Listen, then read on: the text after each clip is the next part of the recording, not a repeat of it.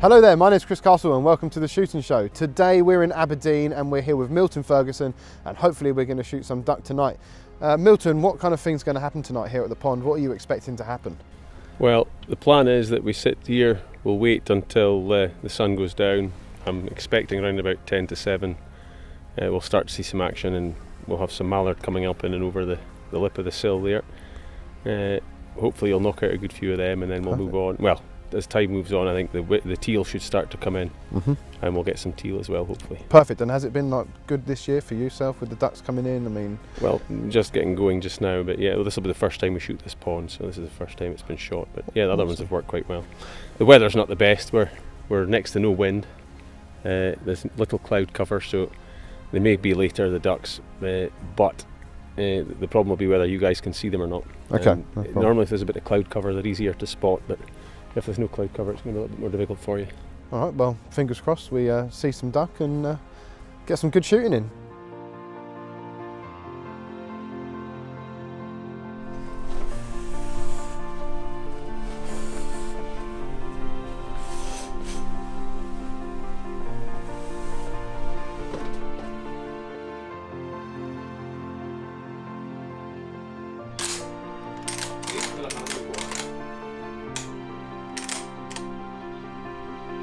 You had 3 shots at only at once. I redeemed myself there with 2 pigeons plus grown. We're hoping to shoot a variety of duck, mainly widgeon, teal and mallard. So hopefully they're going to come in and they're going to, present themselves nicely so we can get a few shots and hopefully end up with a real good bag. Luke here and Sean are also going to have a go, so fingers crossed we can all shoot fairly straight and end up with good numbers. So it should be quite interesting. It's a very small pond, but it works quite well, and if it is as years gone by, what we should see around about probably 10 to 7 there'll start to be a bit of activity, maybe 7 o'clock at least, but I think about 10 to 7, and the first thing that should come in should be mallard, and we should get a few mallard coming in, and then what tends to normally happen at this pond is the mallard come in first and then they're followed by the teal and widgeon.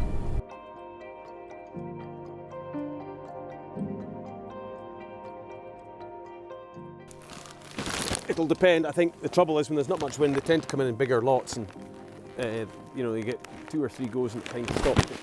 The teal might keep the game going.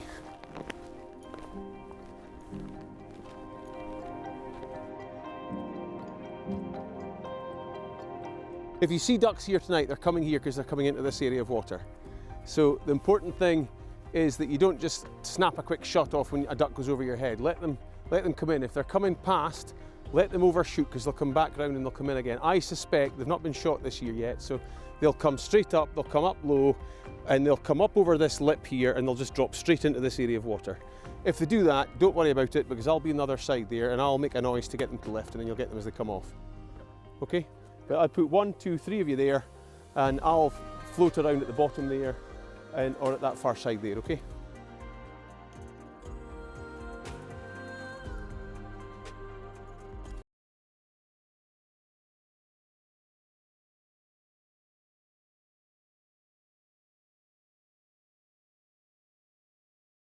Old model, one that my father actually gave me, so he's shot many geese with this up in Scotland himself, so fingers crossed I do him proud tonight with this and we shoot some duck and some birds. It's a semi-automatic. We use one of them just because you can put big shells through it and it takes the recoil out, and it's not so punishing on the shoulder, and also if you're sitting down they're quite easy to load rather than having an over and under or a side by side, which can be quite uncomfortable. So today we're just using a 30 gram 5 for these ducks because we're not too far away from them, we're pretty close.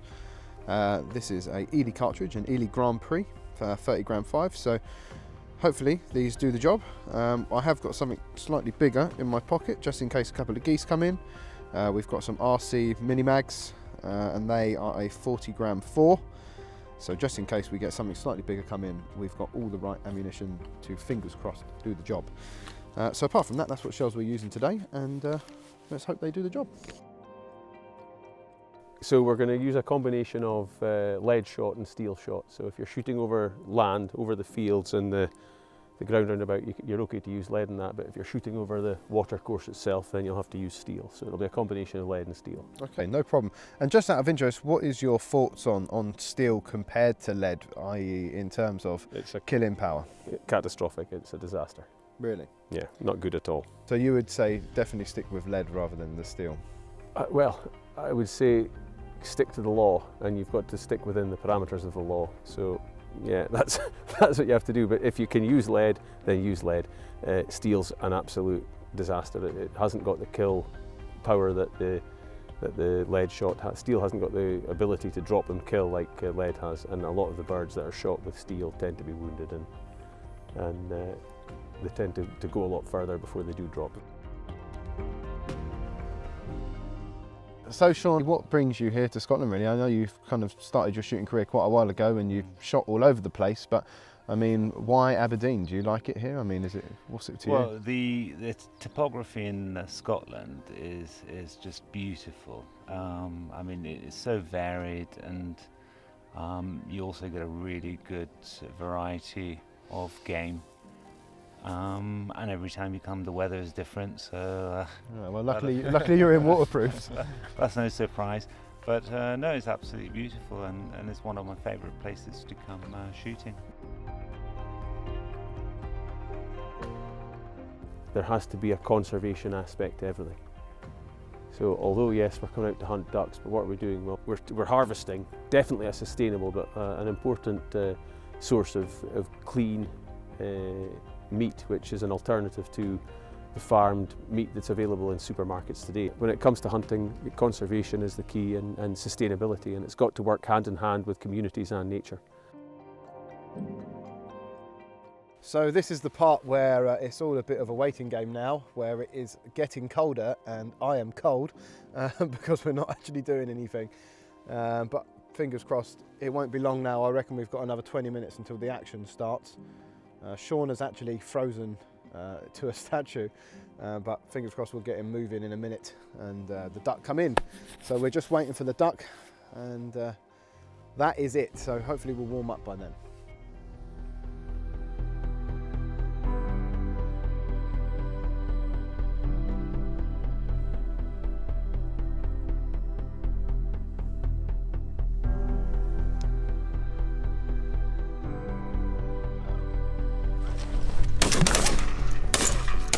Come out of nowhere now. These things are about to heat up. We've had our first few duck just come in. They were a little bit too low, and then they went out the wrong way, so we're hoping.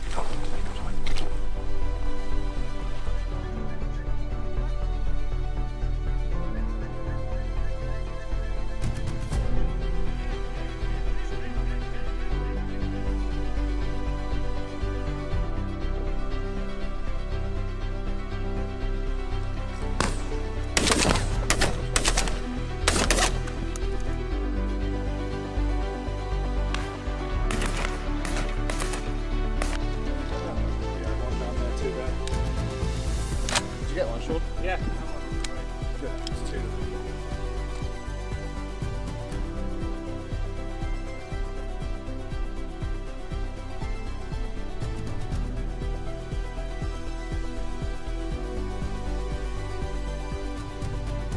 Gonna come back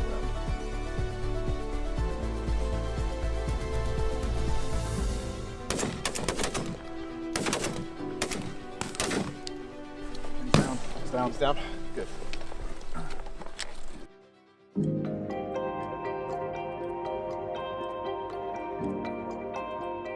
So it's the morning after the duck flight last night, and we were quite successful. We managed to get ourselves some teal and snipe and some mallard.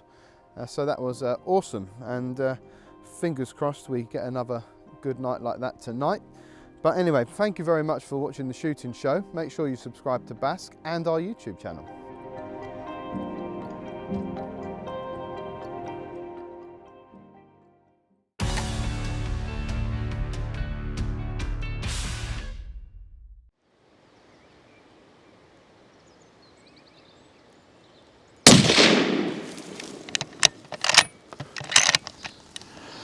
Okay, so out stalking this morning, but one of the things I'm asked quite a lot is the sort of scope, my scope choice on my everyday rifle, if you like. I have a couple of rifles which I use every day, which sounds a bit daft, but a couple which I use frequently for different reasons.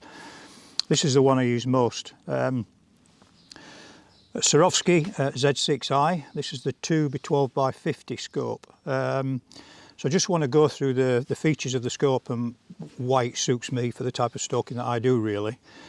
So primarily the scope length is 34 centimetres and weight is 550 grams. That's probably quite low for a scope of this quality because normally they're a bit heavier.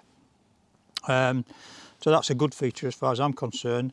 It's extremely well balanced, and I like the way that the scope itself sits flush and low down on the rifle. So that's quite a compact rig. Very nice when it's sort of a natural angle, if you like, or field of view when you lift the rifle up. It's 50mm object lens on this one, so I always go for, in preference, a 50 or a 56mm. Why is that? Maximum light gathering capability. We've also got the option of a variable zoom. I set my scopes pretty much always on 8 power, so I think the combination of 8 power with either a 50 or a 56mm lens is actually ideal, and what that gives me is maximum light gathering at low light. So I've got a really clear image. I don't want to be changing from a pair of quality binoculars, picking up a rifle scope and then not being able to see what I'm looking at through the binoculars. If you can't see a deer, you can't shoot it.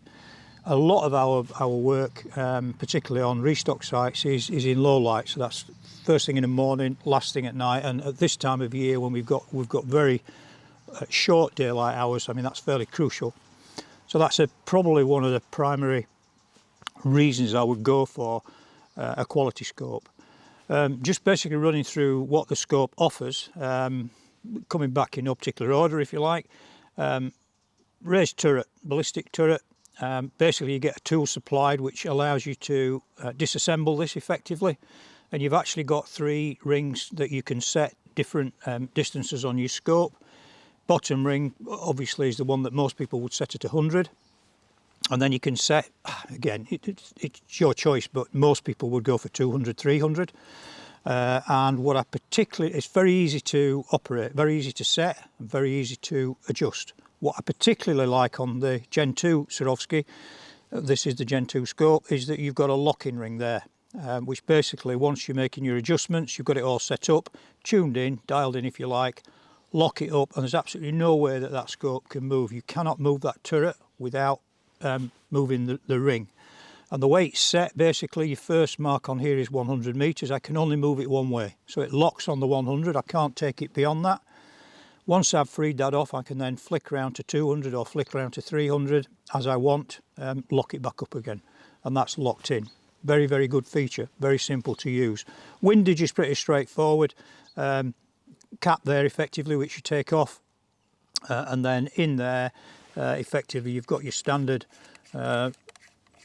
delineations which most people will be familiar with, and the scope is one click per centimetre at 100 metres, so very simple adjustment on that, and your protective cover,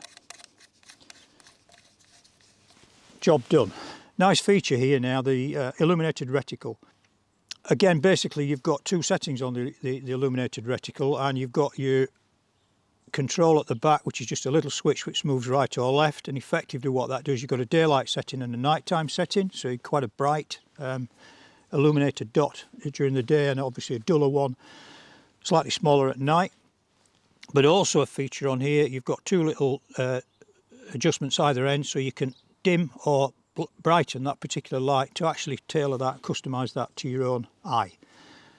The other nice feature about this is if you forget to turn it off, and I'm a devil for doing this if I've used it, there's a switch, tilt switch if you like, which the rifle will recognise inability for no movement for a period of time. It will automatically shut that off, so you're not going to come to your rifle and have no battery in your IR. Nice grippy diopter lens at the back. And you've got a nice protective there, so if anyone was using the rifle incorrectly, you're going to avoid the potential for sniper's eye with the with the scope. So in summary, what are the key features that really attract me to this scope? First one is clarity. It's absolutely no good having a rifle scope that when you look down it you cannot see a really good picture. So Swarovski glass is legendary for that, providing that quality. So it's a super quality scope. Yes, it's not the cheapest, probably top end of the price bracket, but I think with glass, particularly on optics, you do get what you pay for. So if you always get the best scope that you can afford. For me, this one's probably the best rifle scope on the market. Good light gathering at low light, very simple to dial in and operate the turret for zeros, very much like the illuminated reticle. And I also like, it's a very thin reticle, it's not covering at distance, it's not actually covering the target, if you like, especially if you're pushing out to longer ranges. One other feature which is very good about this, there's no parallax on this. It's something that I wouldn't probably use anyway. It's a fixed parallax at 100 metres. But the other thing that the rifle scope offers, which is excellent, is at 2 power, at 100 metres, your field of view through this scope is about 21 metres. Now, if you compare that with the average, which will be half of that, around 12, 13 perhaps, that's excellent. What that allows me to do is after you've taken the shot, you can see for quite a way the reaction to the deer. So shooting a deer at close range, the animal's hit in your blink. Everybody blinks involuntarily after the shot, but once your eyes open again, if you've got quite a large field of view, you can just see the deer maybe run and drop or whatever. So that's a fairly crucial facility, and it's also crucial for people just starting out on stalking. What novices find is that it's difficult to find the target, so they've got to kind of do a lot of this to try and pick up when you're trying to show them where a deer is. That large field of view means that at least it narrows it gives them a bigger option, if you like, of actually picking the deer up through the scope when they first come down to try and acquire it. So all in all, excellent piece of kit. If you aren't a member of Basque, it's time to join now. Basque, looking after your sport, looking after you.